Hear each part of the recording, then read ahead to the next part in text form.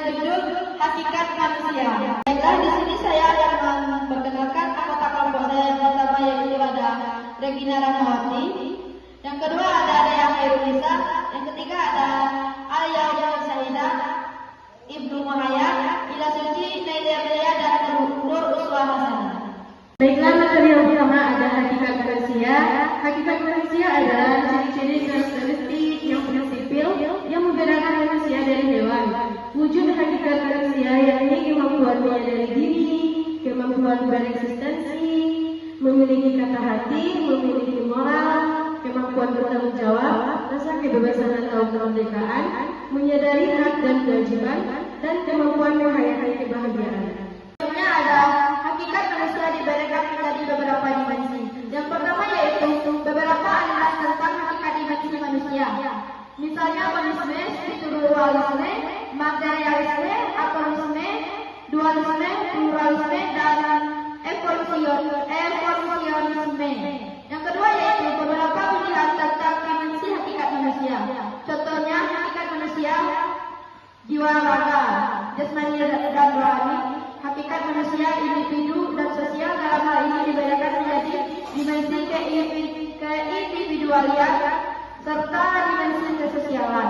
Yang ketiga ada hakikat manusia sebagai makhluk Tuhan yang dibagi menjadi dimensi kesusilaan dan keagamaan. Dari beberapa dimensi tersebut menunjukkan bahwa manusia bersifat religi, sosial, bermoral, dan keindividual dalam berbagai hal tertentu.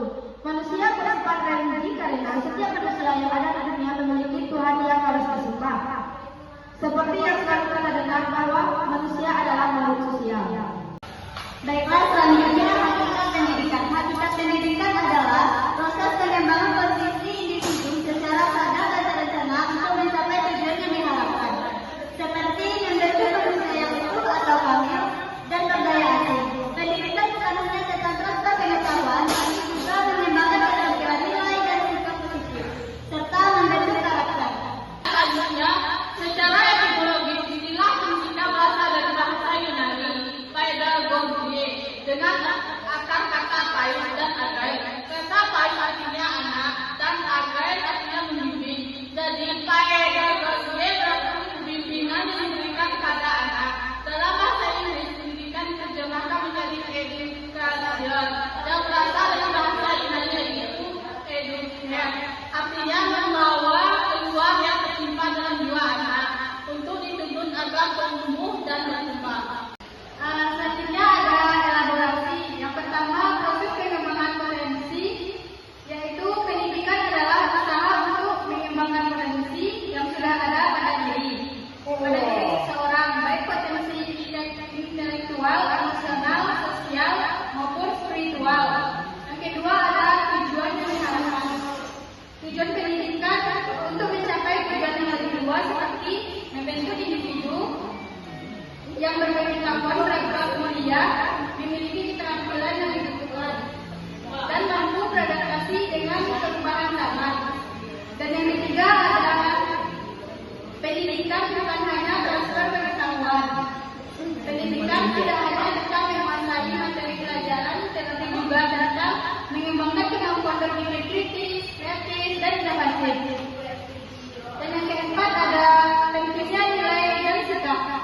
Pendidikan juga berperan dalam membentuk nilai dan sikap positif seperti tanggung jawab, kejujuran, dan kepedulian sosial. Nomor 5, pembentukan karakter pendidikan juga bertujuan untuk membentuk karakter yang baik dan bertanggung jawab.